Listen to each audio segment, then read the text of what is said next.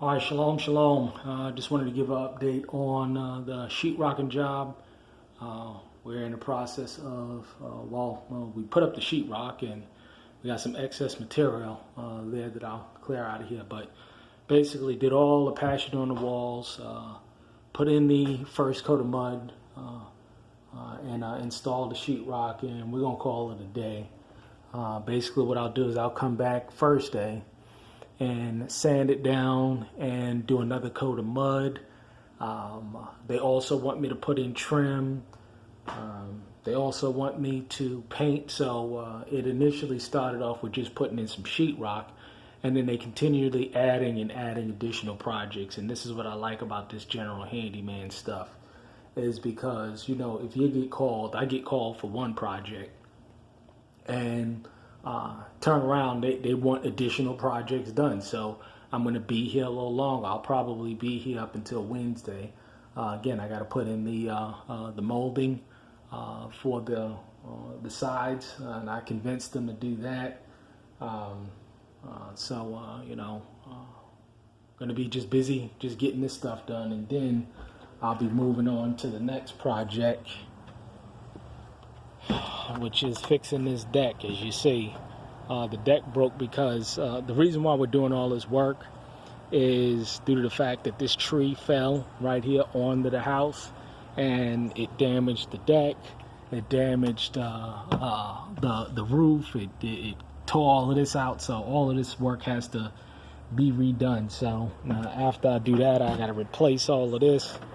And you know, what started out as probably $900 job is now up to $2,000. So you know, this is how it is, you know, and this is probably will take us 5 days probably to get this project done. Now it took this is my third day.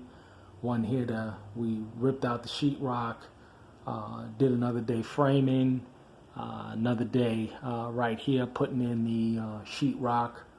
Another day mudding and taping. So probably it'll take me about 5-6 days to complete this entire project, everything all together. But you know, this is the name of the game, and you know, when you do good work, what they'll do is they'll turn around and they say, well, this is broken, that's broken, this broken, and we need to get this fixed, we need to get that fixed. Another thing they need me to do after I finish that is take out all of these posts right here, and they said I can keep them as well. So there's always something that you can do with posts like this, and I can keep all of that wood down there as well. So, you know, I mean, it just goes on and on. And this is a beautiful thing about this gutter project is I got to do a gutter project at another job. So just looking at getting up there on the roof and just seeing how they made these attachments to ensure that I'm doing it right. But yeah, I mean, you know, it just goes on, and then not even to mention material. Like for instance, this was an insurance claim. So what I did was tack on as much as possible to my material cost. And one of the things that I added was these two ladders. In the material cost, I added new blades, screws. I mean, I added a whole bunch of additional things that can be covered under the insurance claim.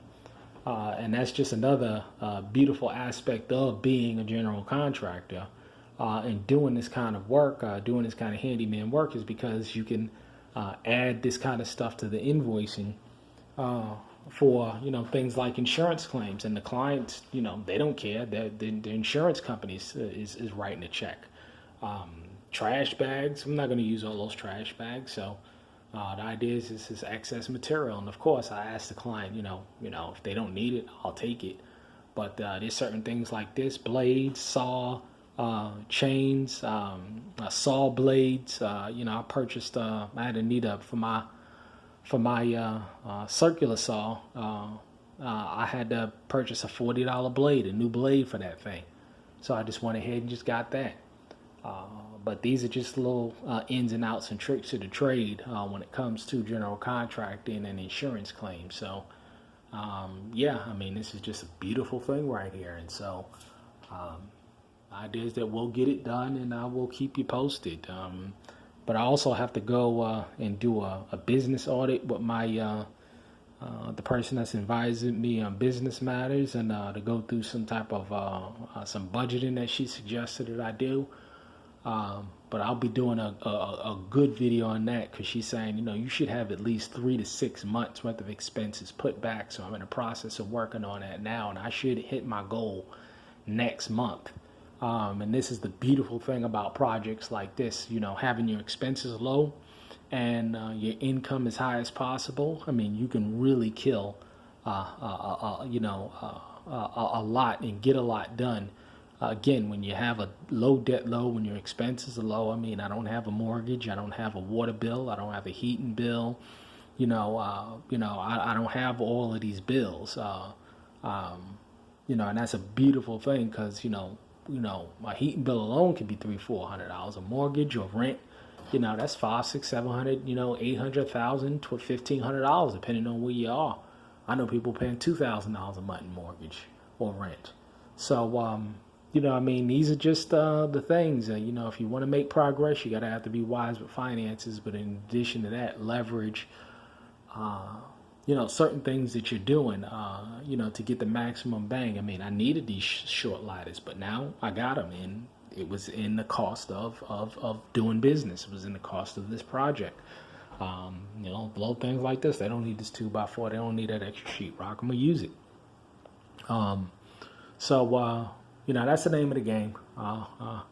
And I will keep you posted. All right, shalom.